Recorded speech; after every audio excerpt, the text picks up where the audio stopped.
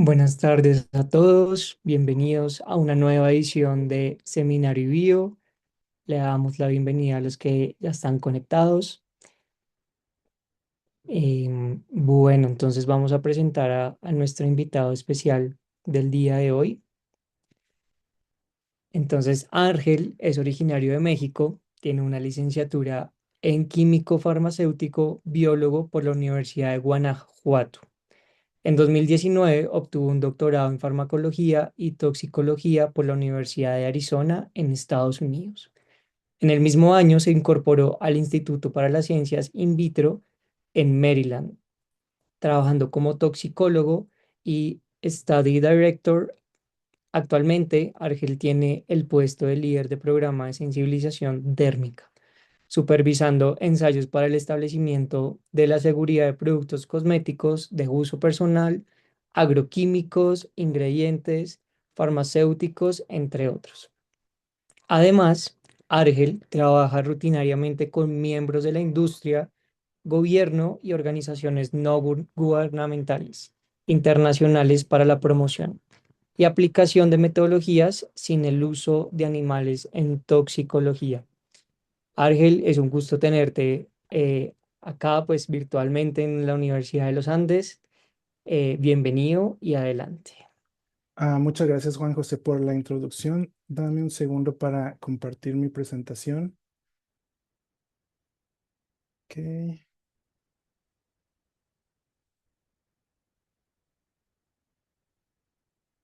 ok,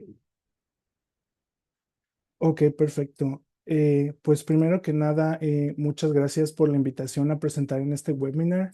Gracias a la doctora Carolina Muñoz Camargo, especialmente.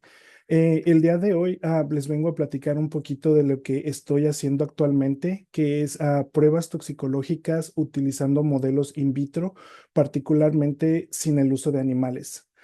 A través de la presentación voy a introducir un poco de la empresa y de lo que hacemos, también específicamente sobre pruebas de irritación dérmica y también al final voy a platicar un poco de mi trayectoria y cómo es que llegué al puesto que tengo actualmente.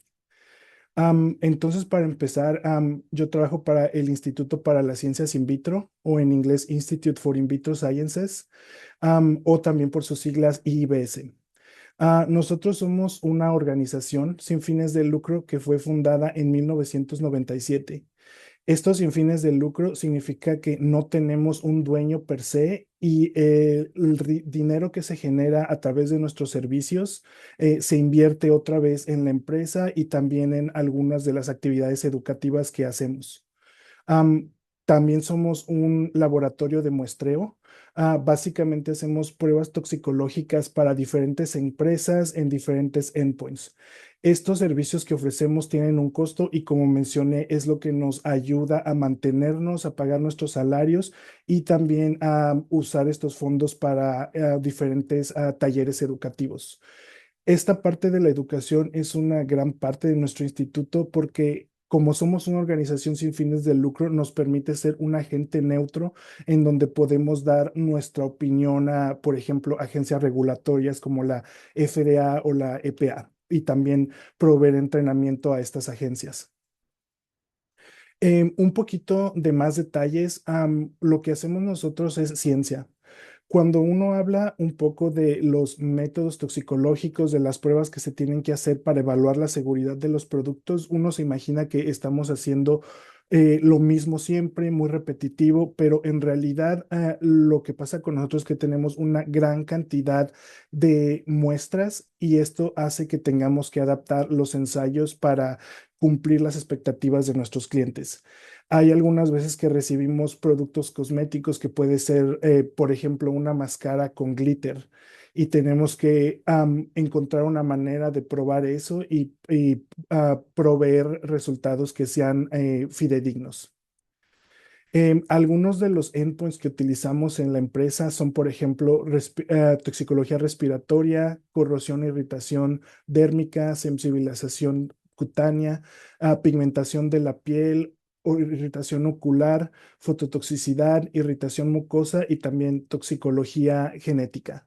La mayoría de los ensayos que nosotros usamos son validados y son adoptados por diferentes entidades internacionales, por ejemplo, como la OCDE. También proveemos algunos ensayos que no están validados y que generalmente las empresas utilizan como decisiones internas para decidir si un producto va a avanzar para el consumidor o tal vez se tiene que reformular en algunos casos. Yo particularmente trabajo más con sensibilización cutánea, pero el día de hoy vengo a platicarles un poco de lo de la irritación. Y como mencionaba, también tenemos grandes actividades educativas. En estas imágenes pueden ver algunos de los workshops que damos. Actualmente estamos proveyendo 3 cada año que son fijos y también on demand. Entonces, cuando una empresa necesita entrenar a su gente en algún ensayo específico, pueden contratarnos para proveer estos servicios.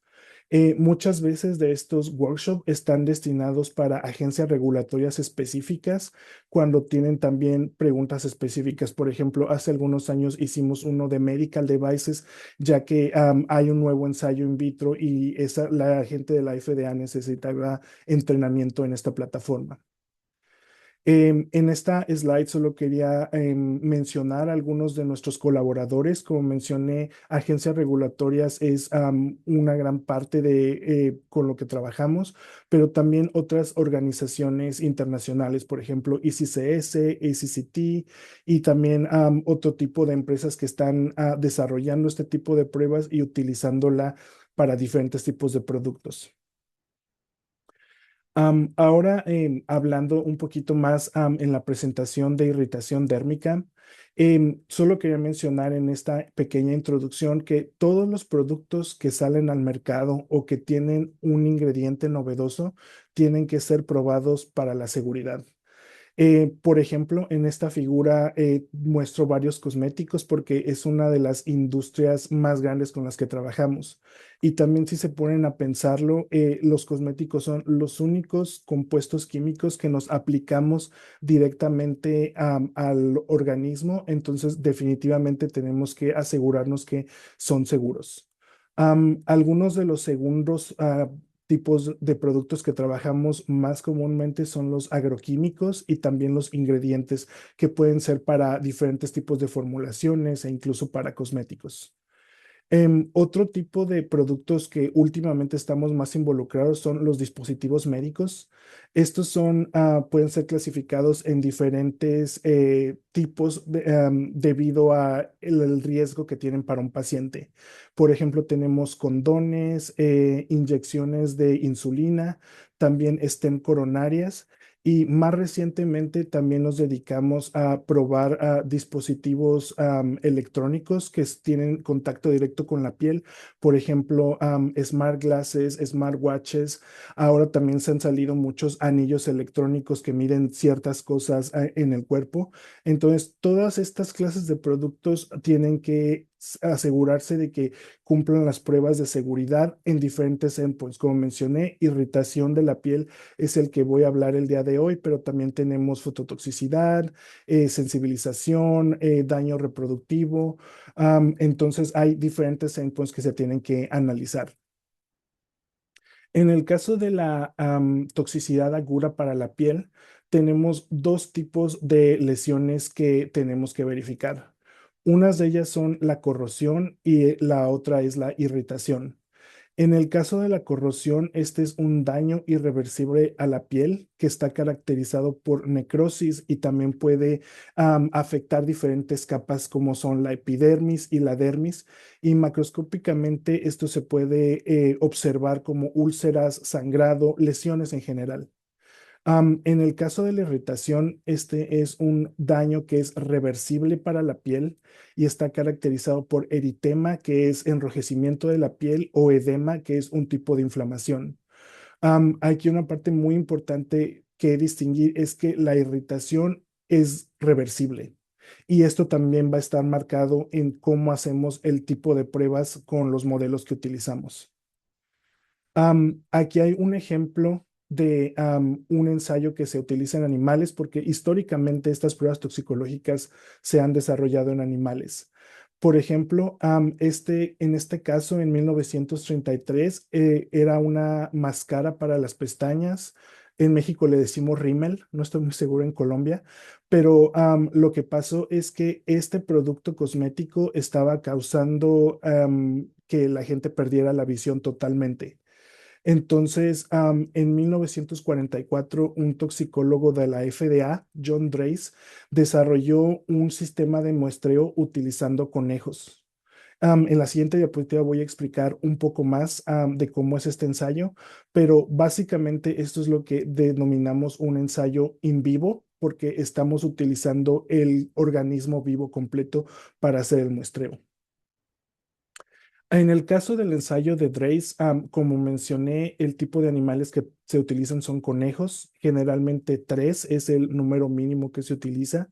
La sustancia muestra se pone en una zona de la piel que está, el pelo se remueve y se dosifica a diferentes intervalos, dependiendo si uno quiere ver irritación de la piel o corrosión.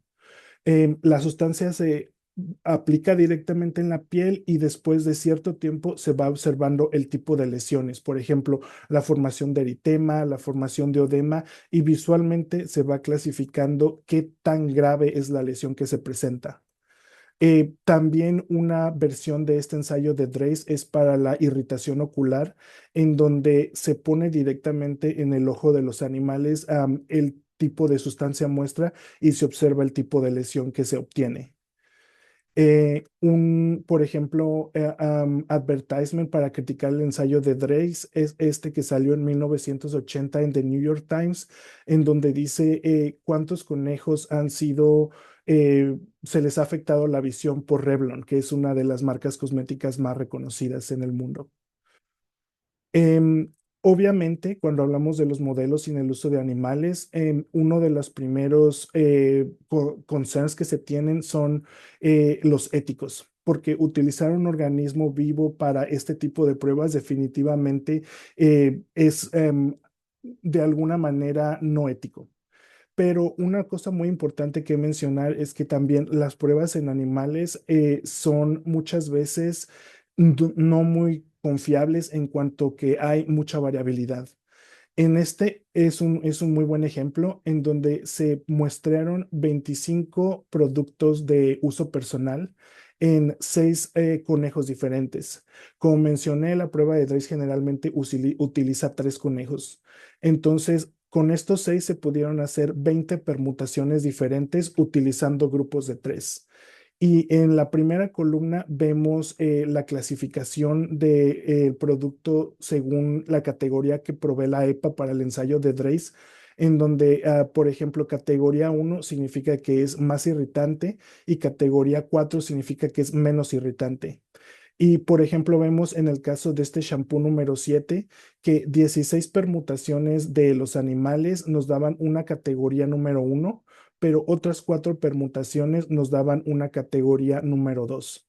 Y hay casos más dramáticos, por ejemplo, en este caso de un limpiador en gel, en donde 10 permutaciones nos dicen que la sustancia muestra es categoría 1, pero otras 10, la mitad de los animales, nos están diciendo que es categoría 3. Y como ven, también hay algunas réplicas de este mismo efecto.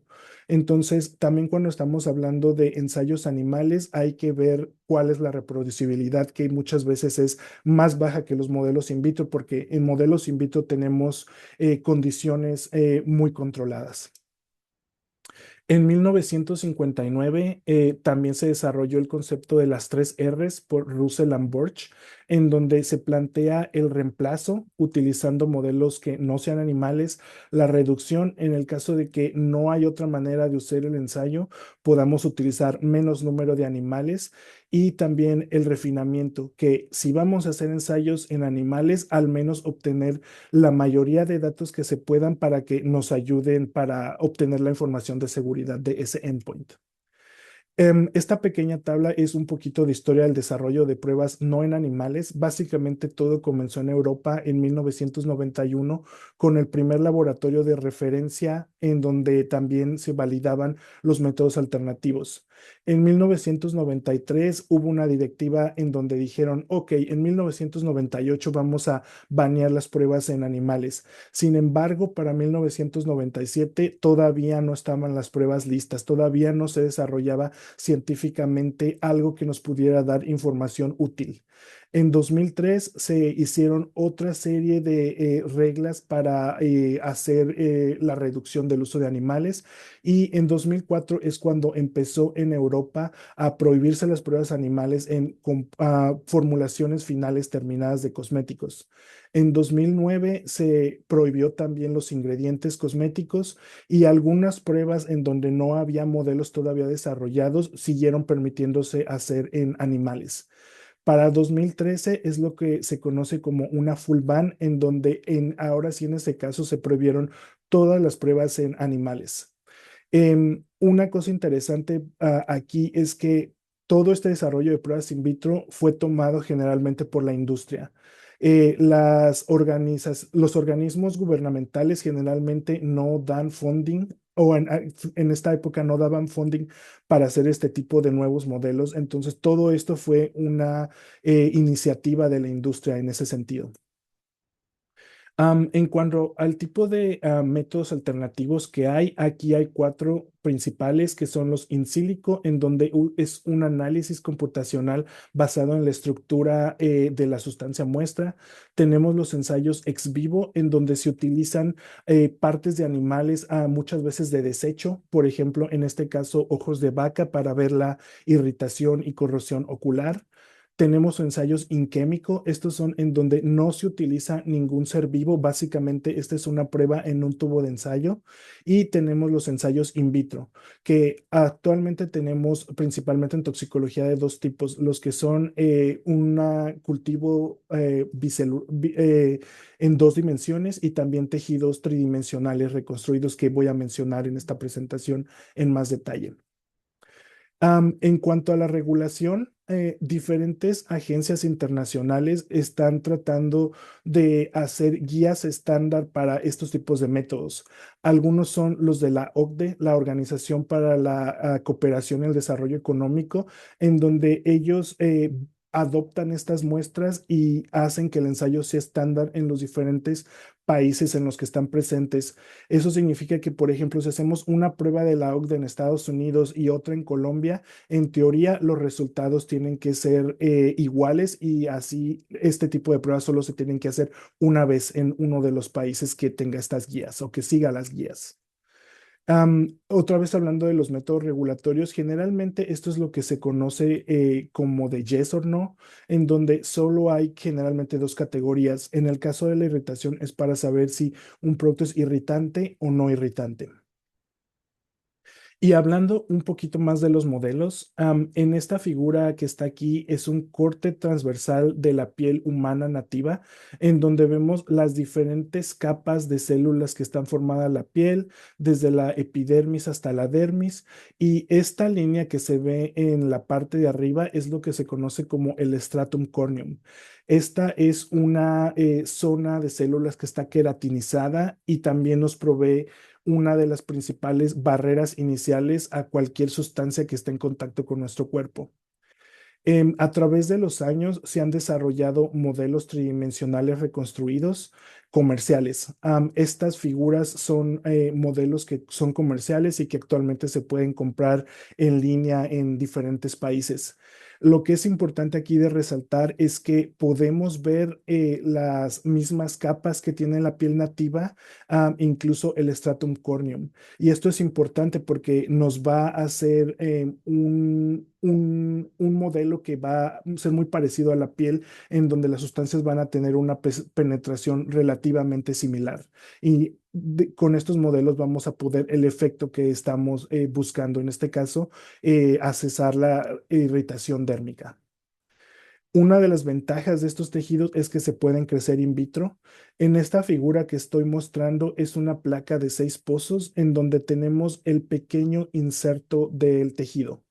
Y en un zoom de este tejido se vería como esto, en donde tenemos el inserto, hay una membrana porosa que deja pasar los nutrientes del medio al tejido y también si lo vemos microscópicamente podemos ver las diferentes capas que forman las células. En esta figura específica no hay un estrato córneo porque esto es básicamente un tejido que está resemblando la córnea de los ojos en donde no está esta membrana. El ensayo del que quería mencionar en esta presentación es el ensayo de la irritación cutánea que está en la guía de la OECD 439. El ensayo usa cualquiera de los modelos comerciales que están incluidos aquí y el endpoint que se observa es la viabilidad del tejido.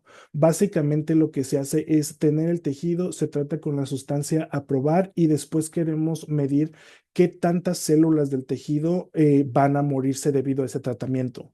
Lo que se utiliza es el MTT, que es un colorante vital. Cuando el MTT está en el estado no reducido, es color amarillo. Y cuando hay una presencia de una enzima específica de la mitocondria, este MTT va a convertirse en formazán, que es morado, y esto lo podemos cuantificar espectroscópicamente en una placa de lectura, por ejemplo. Para el ensayo tenemos, como siempre en todas las pruebas de las guías de la OECD, un control negativo, que en este caso es agua o DPBS, y también tenemos un control positivo, que en este caso es 5% SDS. Una de las aplicaciones de este ensayo es que podemos identificar esos productos que son no irritantes para la piel. En este caso, también quería mostrar un poquito de cómo se da el proceso de la prueba. Lo primero es que recibimos los tejidos en nuestro laboratorio. Estos vienen embebidos en agar. Y lo que hacemos es incubarlos una hora para cualquier tipo de mensajero de estrés que el tejido pueda generar debido al transporte, sea excretado en el medio y podemos después cambiar el medio a medio fresco para no tener esa background. Después se trata el tejido, como mencioné, directamente ponemos la sustancia en la parte apical del tejido, porque esto es básicamente como tratar la piel. Después de cierto tiempo, una hora en el caso del ensayo de irritación cutánea, el tejido se enjuaga utilizando DPBS de esta manera y después el tejido se continúa incubando por 42 horas. Si recuerdan, para medir la irritación es un daño reversible. Entonces, esta incubación adicional es justamente para ver si el tejido se va a recuperar debido al tratamiento. Después el tejido se pone en MTT o MTT.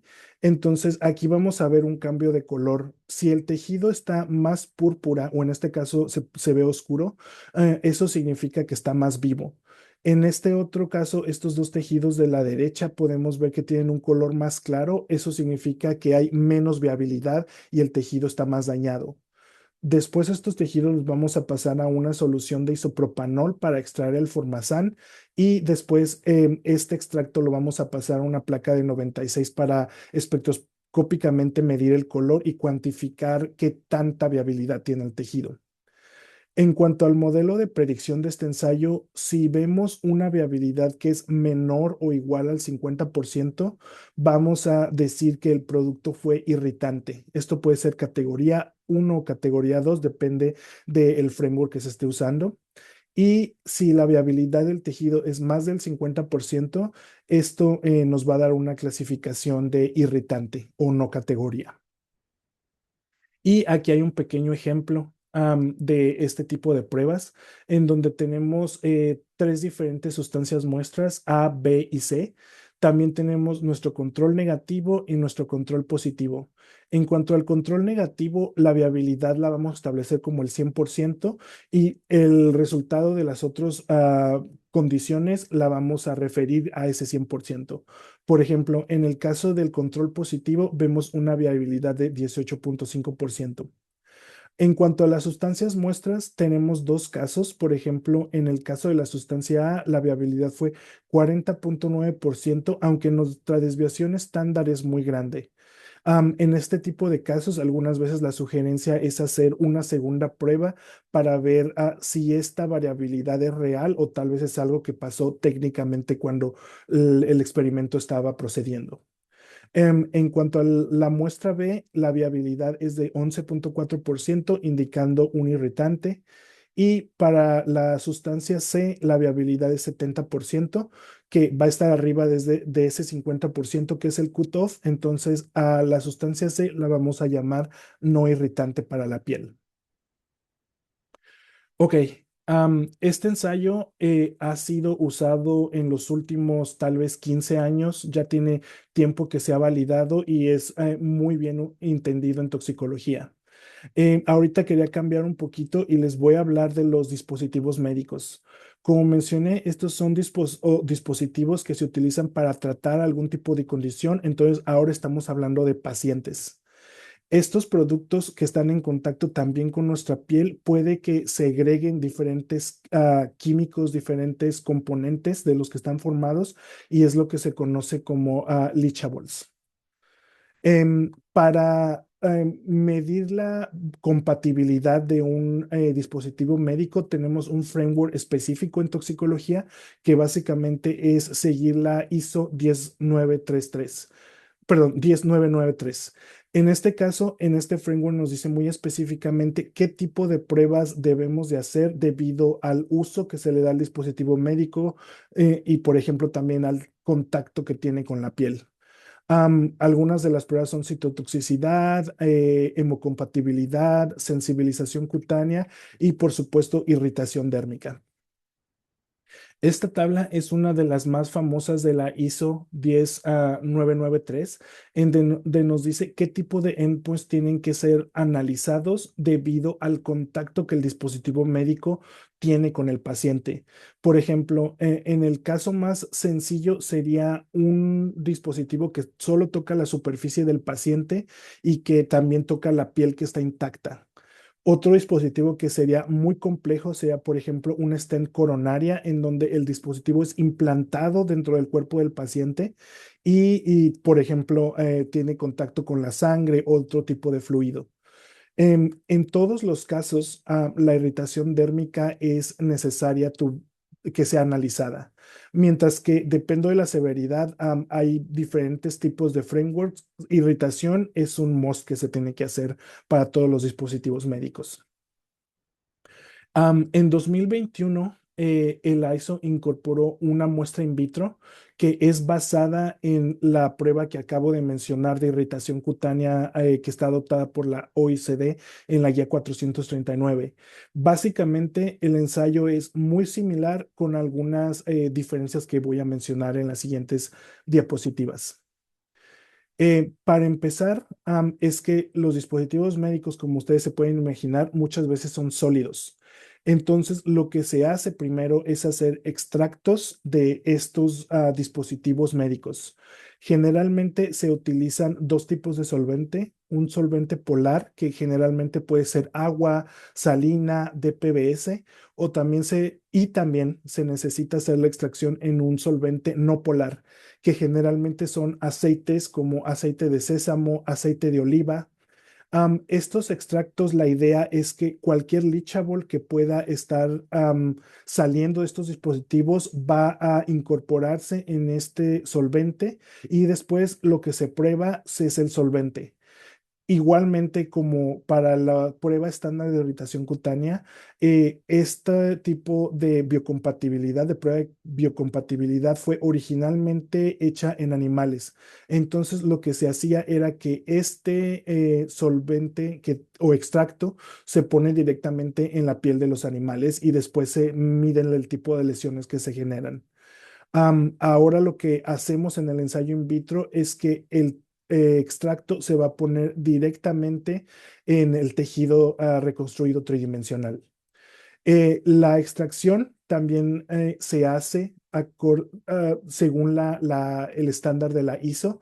Y en esta tabla solo quería mostrar algunas de las consideraciones que se toman. Por ejemplo, el tipo de material que se tiene, si es absorbente o no absorbente, la área que tiene de superficie y con estos parámetros generalmente la extracción se hace a 37 grados por 72 horas, en donde también se utiliza un solvente que no tiene dispositivo, pero que sería básicamente nuestro control. Ok, en esta diapositiva es solo para ilustrar un poquito más cuál es el proceso de la prueba para los dispositivos médicos. Por ejemplo, como mencioné, el primer step es hacer los extractos. Después vamos a tratar los tejidos directamente agregándolos en la parte apical del tejido y vamos a incubar por 18 o 24 horas, depende del modelo que tenemos. Como si se acuerdan del ensayo anterior, lo que se hacía para la irritación es tratar el tejido por 1 hora y después teníamos 42 horas para ver la reversibilidad del daño. En este caso, el ensayo se adaptó para medir pequeñas concentraciones del irritante, porque como se imaginan también, los leachables que salen de los dispositivos médicos pueden estar a concentraciones súper bajas. Entonces, a diferencia del otro ensayo en donde tenemos una exposición inicial y luego una post-incubación, aquí se incuba directamente por 18 a 24 horas y después se procede con los siguientes pasos estándar de las pruebas con los tejidos tridimensionales, que sería lavar los tejidos. También igual en este caso se utiliza DPBS o algún otro tipo de solvente que puede ser de interés para el cliente. Después los tejidos se ponen con el colorante MTT para hacer la reducción a formazán. Como recordatorio, entre más oscuro se ve el tejido, va a significar que está más vivo y entre menos color veamos, va a estar más muerto. Después los tejidos igualmente se pasan a una solución que tiene isopropanol para extraer el formazán y después en una placa de 96 vamos a leer la densidad óptica. Y basado en estos parámetros vamos a poder calcular la viabilidad que tienen los tejidos y analizar nuestros datos. El modelo el modelo de predicción para este ensayo está indicado en esta tabla. Básicamente, si tenemos alguno de los dos solventes en cuanto la viabilidad sea menor o igual a 50%, vamos a clasificar el dispositivo médico como irritante. En el caso de que tengamos los dos extractos en los dos solventes polar y no polar mayor de 50%, vamos a llamar al dispositivo médico como no irritante. Hay algunas ocasiones en donde la viabilidad se encuentra muy cerca del cutoff de 50%, digamos 49%, 50,8%. En esos casos, lo que se recomienda es hacer una segunda prueba para otra vez ver si la viabilidad que obtenemos en la primera es la real o tal vez hay algún error técnico por ahí. Pero también puede llegar el caso en donde queda en el 50% y entonces la prueba no sería muy útil en este caso y tendríamos que hacer algunas adaptaciones, pero esos son casos muy específicos. Aquí también quería incluir un test case en cuanto a los dispositivos médicos. Este es un respirador en donde tenemos dos piezas que están en contacto con la piel. Una va a ser la parte de la boca y de la nariz que está básicamente proveyendo la protección y también tenemos las bandas que ajustan la pieza de la boca. Primero, lo que tenemos que hacer es planear nuestra extracción. Como mencioné, también utilizamos el estándar de la ISO y basado en este estándar, podemos calcular que la extracción va a ser 0,2 gramos por mililitro para la pieza de la boca y 0,1 gramos para la banda ajustable, porque en este caso la banda ajustable es un absorbente. El siguiente paso es que vamos a poner nuestra extracción a 37 grados por 72 horas y después vamos a tratar nuestros tejidos directamente en la parte apical, que es la parte de arriba de los tejidos. Después vamos a calcular la viabilidad en comparación con nuestro control negativo y en este caso, por ejemplo, para la pieza de la boca, vemos que cuando utilizamos el solvente polar tenemos una viabilidad del 85,7% y cuando tenemos el solvente no polar, la viabilidad es de 72,3%. En este caso, vamos a considerar que la pieza de la boca es no irritante para la piel. En el caso de la banda ajustable, para el resultado en el solvente polar, vamos a ver que tiene una viabilidad de 42,5% y en el caso del solvente no polar, una viabilidad del 97,3%. El primer valor que nos da en el solvente polar está menor que el cutoff de 50%. Entonces, debido a este valor, la banda ajustable de la cabeza va a ser considerada como un irritante de la piel. Cuando generalmente se obtienen estos resultados, lo que se hace es que los desarrolladores del dispositivo médico pueden reformular, tal vez utilizar otros materiales que sean más amigables con la piel y que no nos den este tipo de respuestas. O también algunas veces lo que se utiliza es poner indicaciones específicas que están adaptadas en cómo se debe utilizar el dispositivo médico. Por ejemplo, utilizarlo solamente 4 horas al día. Obviamente, dependiendo del dispositivo médico, esto va a ser posible o no posible, pero hay ese tipo de opciones cuando tenemos un resultado irritante. Una cosa interesante también que podría mencionar en cuanto al ensayo de irritación para dispositivos médicos es que actualmente este ensayo no está reconocido por la FDA. Eso significa que para cualquier prueba de irritación para dispositivos médicos, la FDA requiere que se hagan pruebas en animales aún. En IBS, actualmente, como mencionaba al inicio, estamos trabajando con diferentes agencias regulatorias en donde estamos tratando de promover este tipo de ensayos y por eso es muy importante la educación, este tipo de talleres, porque así, las agencias regulatorias también pueden ver los nuevos modelos que hay, la utilidad de los modelos y también las limitaciones, porque obviamente todos los modelos, todas las pruebas in vitro, así como las pruebas en animales, tienen sus limitaciones específicas. Ok, entonces solo para concluir un poquito de esta parte de la plática, las metodologías de nuevo enfoque o NAMS en inglés son de las más avanzadas que tenemos en el área de la toxicología, particularmente para cuando estamos hablando de usos regulatorios. Hay también, por ejemplo, tenemos el uso en medicamentos. Actualmente estos ensayos están más en pañales, por así decirlo, están empezando, todavía no hay la confianza suficiente, pero en el área de toxicología está muy bien establecido cómo utilizar estas pruebas. La aceptación de los resultados de estos ensayos está establecida por las agencias internacionales que validan y también se promueven estos ensayos a través de lo que se conoce como la aceptación mutua de los datos, que es lo que mencionaba. Si las pruebas se hacen en cualquier país que siga estas guías, en teoría los datos deben de ser similares y deberían ser aceptados en todos estos países. Algo muy importante también trabajando en este campo es que muchas veces la gente piensa que los problemas éticos en hacer pruebas en animales es lo único que hay para no usar las pruebas en animales, pero también es importante reconocer que los modelos en animales muchas veces no predicen correctamente lo que está pasando en humanos. Em, y justamente esto lo vemos, por ejemplo. últimamente he estado trabajando con pruebas para dispositivos médicos de uso vaginal y, por ejemplo, el tipo de animales que se utiliza actualmente son los conejillos de Indias.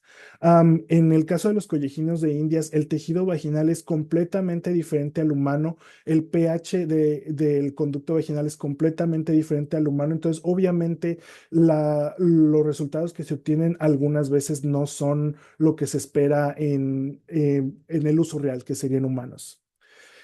Pero como toxicólogos también hay que reconocer que todavía no todos los endpoints se pueden hacer con tecnologías alternativas. Por ejemplo, en cuanto hablamos de toxicidad sistémica del organismo entero, todavía no hay ensayos que puedan reemplazar ese tipo de pruebas. Otra cosa para compartir en esta plática es que el campo de las pruebas sin el uso de animales tiene una gran área de oportunidad, ya que se utilizan muchas diferentes enfoques y profesiones, por ejemplo, toxicología, análisis computacional, biología, bioquímica, ciencia de comunicación, política pública, porque también se necesita que aparte de la ciencia a través de las pruebas, que las agencias regulatorias estén abiertas para aceptar este tipo de pruebas. Entonces, para concluir un poco de mi plática, también quería proveer un poco de información en cuál fue mi carrera, qué es lo que hice para llegar donde estoy y qué tipos de otras cosas hice en medio del camino. Para empezar, yo soy de México, no en realidad de la Ciudad de México, pero sí del centro de México. El estado es llamado Guanajuato. Y mi primera acercamiento con la ciencia fue a través de mi hermana. Ella estaba haciendo su maestría en el CIMBESTAB, particularmente en biotecnología e ingeniería genética de plantas. Algunas veces tuve la oportunidad de ir con ella a ver algunas de las cosas que ella hacía con un microscopio con focal que estaba usando y a mí me pareció súper interesante. Yo dije, ok, ¿cómo es que esta gente puede estar aquí divirtiéndose todo el día y que le paguen para eso? Entonces yo también quiero hacer algo similar. Debido a esto, decidí estudiar la carrera de químico farmacéutico biólogo.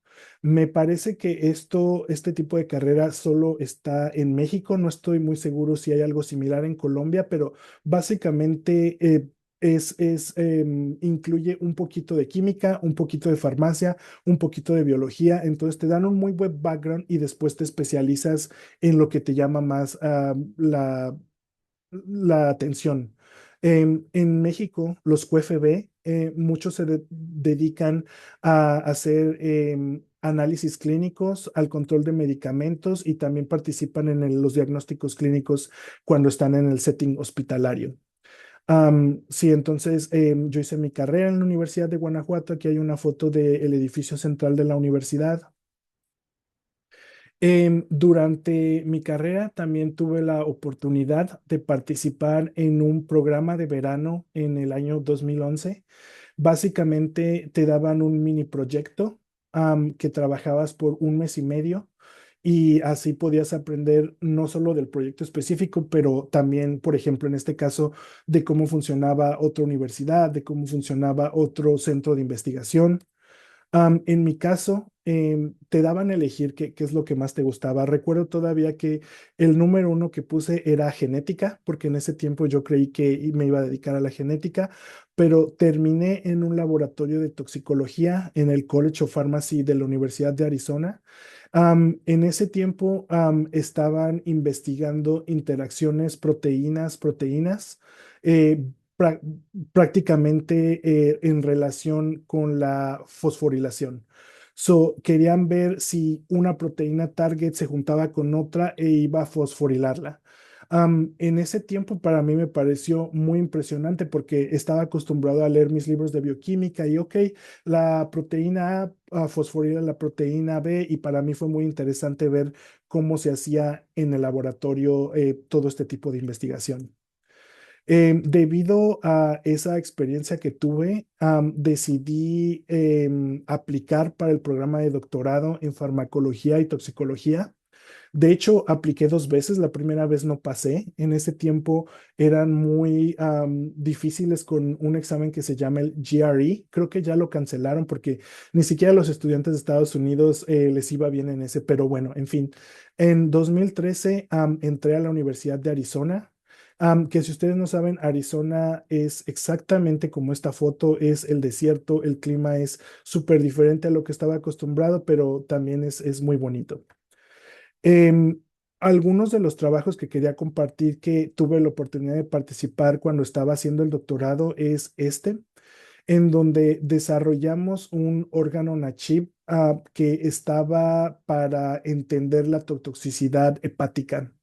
En mi doctorado yo trabajé la mayoría del tiempo con cultivos hepáticos, entonces la idea era tener en este dispositivo células hepáticas, introducir un tóxico potencial, un xenobiótico, y meterlo en el sistema que, como ustedes saben, tiene fluidos que van a través de todo el sistema y después obtener este fluido que sale por la otra parte y cuantificar qué tanto era la toxicidad.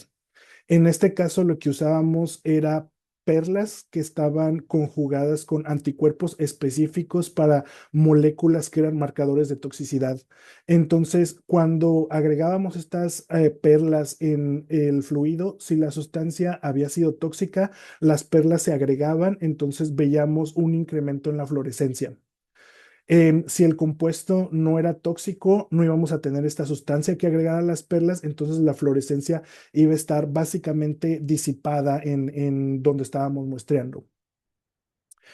Una parte muy interesante que en realidad yo no contribuí mucho, pero al final está en el paper, es que el laboratorio donde estaba trabajando desarrolló un microscopio fluorescente para smartphone.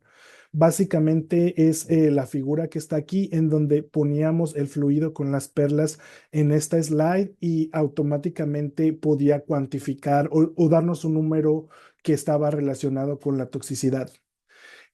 A través de esta experiencia pude conocer un poco de cómo funciona la mente de los ingenieros. Me parece que algunos de las personas que están conectadas a esta plática están en ese campo, pero lo que entendí es que tienen una mente completamente diferente. Cuando teníamos problemas con los cultivos celulares, por ejemplo, mi idea era, ok, vamos a optimizar cell culture, vamos a cambiar estas condiciones, pero pues algo relacionado con las células y su mente era, no, vamos a diseñar otro dispositivo, vamos a cambiar los fluidos, vamos a hacer más rápido esto, más lento lo otro. Entonces fue una cosa muy interesante para mí ver cómo funcionaban eso. Durante mi PhD, también a la mitad, básicamente, mi jefe, mi PI, se mudó de la Universidad de Arizona a Wayne State University. Esto es en Detroit, Michigan. Recuerdo que cuando nos anunciaron que el lab se iba a mover a Detroit, Michigan, yo ni siquiera sabía dónde estaba Detroit, Michigan, pero está básicamente al ladito de Canadá. Y pasé de estar en el desierto a estar en algo como esto. De hecho, esta es una foto que tomé de la ventana que teníamos en el laboratorio y como ven es completamente diferente. También fue una aventura, por así decirlo, ya que pasaba de algo, de un clima completamente diferente a estar básicamente al lado de Canadá. Pero bueno, siguiendo con lo que hice en el doctorado, esto fue parte del proyecto principal que tenía, que era entender la parrilación. Sé que no es un término muy común, pero básicamente esta enzima PARP1, poliADP ribosylase 1, am, crea esta modificación post-transcripcional que se ven como estas pequeñas pelotitas. Estas se hacen diferentes branches y se pegan a PARP, ella misma, y también en diferentes proteínas que son target. Generalmente, cuando tenemos un daño del DNA, PARP es una enzima buena porque se va a activar, va a crear esta modificación posttranscripcional y esta modificación posttranscripcional va a contribuir para que vengan otras proteínas que van a hacer la reparación del daño del DNA. Sin embargo, en algunos casos, PARP se superactiva. Entonces empieza a ser este polímero como loco y entonces vienen otro tipo de proteínas que van a contribuir, de hecho, a la muerte celular. Entonces, lo que yo hacía básicamente en el doctorado era entender el mecanismo de muerte celular por hiperactivación de PARP1. Esto es un resumen muy breve, pero básicamente una cosa que aprendí es que esta modificación posttranscripcional es no muy bien entendida, porque por ejemplo, cuando hablamos de fosforilación, entendemos muy claramente prender, apagar, bueno, malo, positivo, negativo, pero en cuanto a PARP, era algo muy loco porque si el polímero se hacía muy largo, bueno, si se hacía corto, malo, pero a veces llegaba una proteína que era buena cuando teníamos un polímero largo, entonces teníamos todas las posibilidades. Era bueno para mí porque yo presentaba datos y si tenía mucho par, bueno, si tenía mucho par, podría ser malo también, pero bueno, solo quería platicar un poco de lo que hice en esa época. Después de acabar mi doctorado en Wayne State University, empecé a trabajar donde trabajo actualmente en el Instituto para las Ciencias In Vitro en Maryland desde el 2019. Aquí puse una foto de cómo cambian los árboles, porque algo muy bonito de Maryland es que tiene estación. Entonces tenemos primavera, verano, otoño con las hojas cayendo, invierno, que hay un poquito de nieve, pero no tanta como en Detroit.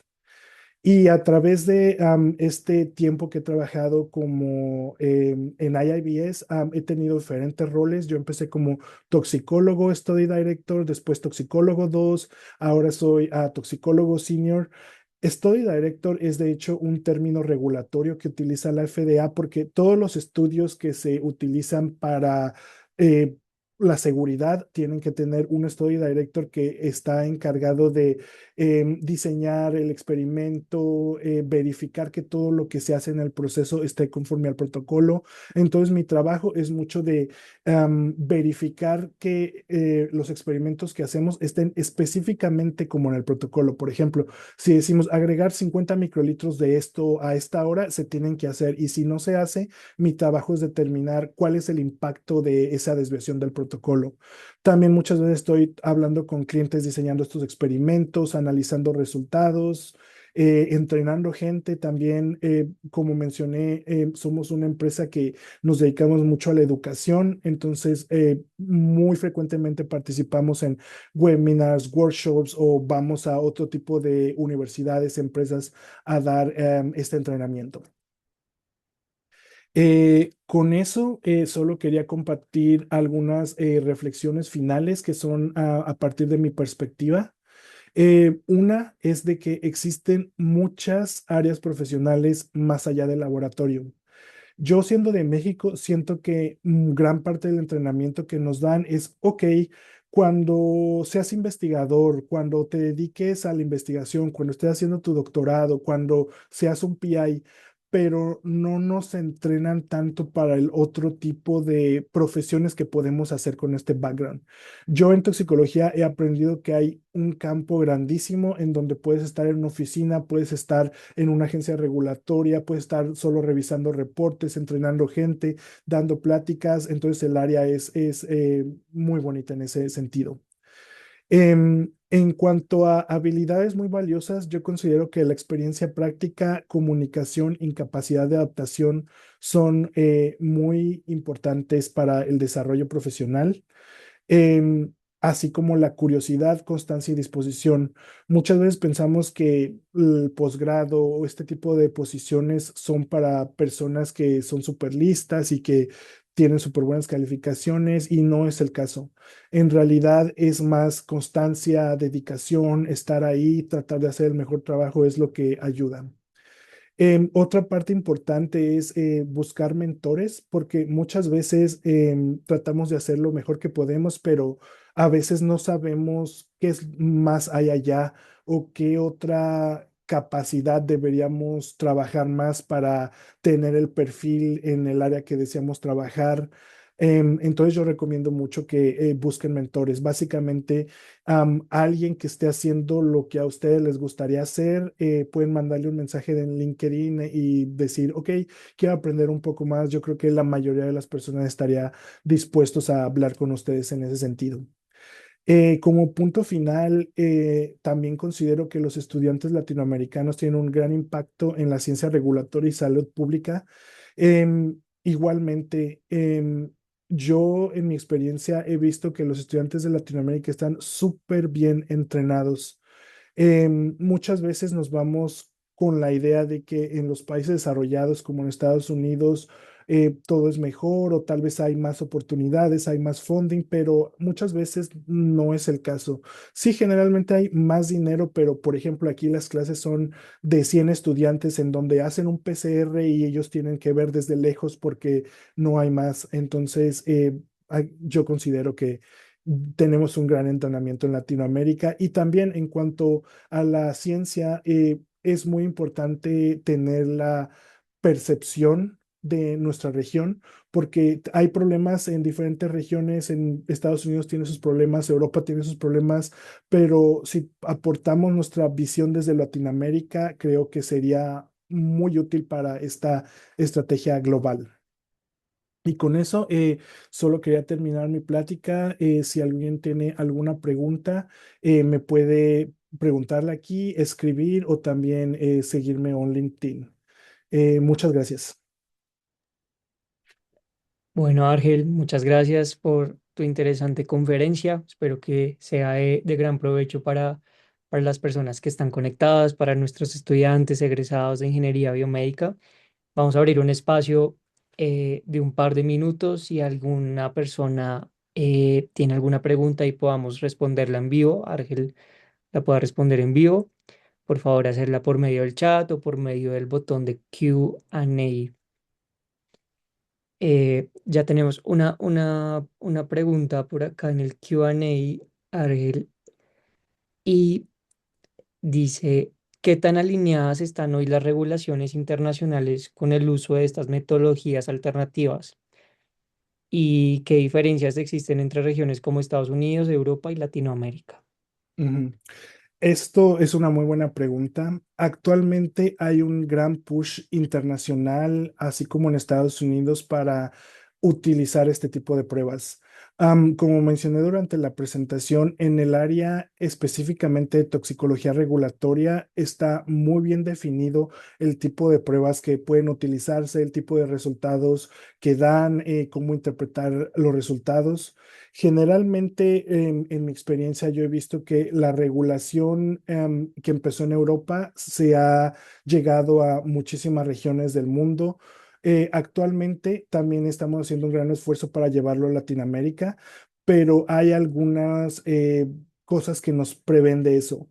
Una simplemente es el idioma. Por ejemplo, tenemos las guías estándares de muestreo que están en inglés, muy detalladas, muy técnicas y algunas veces es difícil traerlas a otra agencia regulatoria de Latinoamérica porque pues para ellos es más difícil implementar algo que no entienden, no tienen la regulación, ellos ya han usado pruebas en animales, ¿por qué hacer el cambio? Entonces yo creo que aquí ahorita estamos en un gran tiempo para tratar de promover más el uso, pero actualmente sí hay una diferencia en cuanto a que países que tienen más experiencia con esto ya las aplican en sus regulaciones, mientras otros países están todavía empezando a implementarlas. Gracias, Argel, por tu respuesta.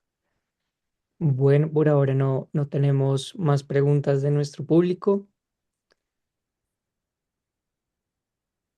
Entonces, damos por finalizado pues este seminario. Muchas gracias, Argel, por tomarte el tiempo de estar con nosotros acá conectados en Uniandes Ujú. y Muchas gracias. y esperamos verte en una próxima ocasión. Muchas gracias a ti y a las personas que se conectaron. Gracias a todos. Hasta luego.